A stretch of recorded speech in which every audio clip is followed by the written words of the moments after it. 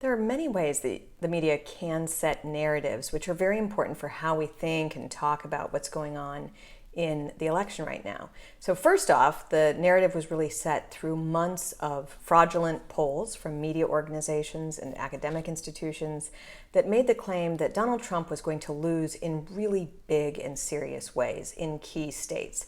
An excellent example of this is the Washington Post poll that was their most recent poll in Wisconsin, which asserted that Donald Trump was going to lose by 17 points.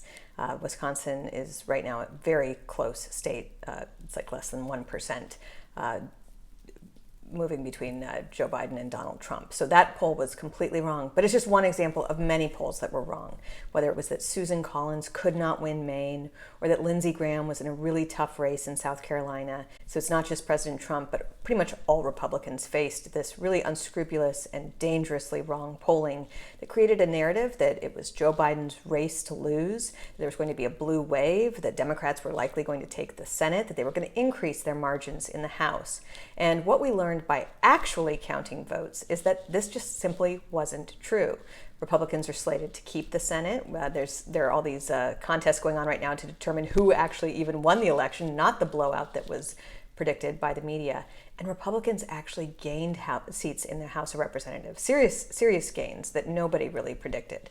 So that's the first way that the narrative can be set. But it also happens in a really short period of time on election night and in the days following. So you saw what happened there is that media organizations were very hesitant to call states that Donald Trump won as wins. When Joe Biden had no chance of winning Florida, it took media organizations quite some time to admit that the state that they predicted Joe Biden would win was actually won decisively by Donald Trump. You also saw bizarre delays with Ohio and Texas.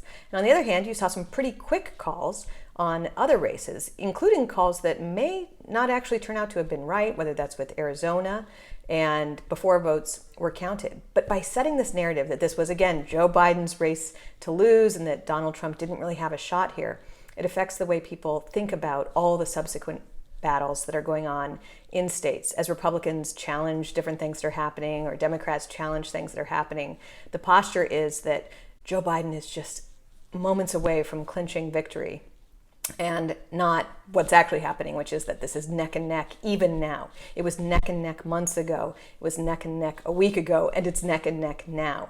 And the media just keep on presenting false narratives about what's actually happening in various states in a way that just systematically seems to help Joe Biden.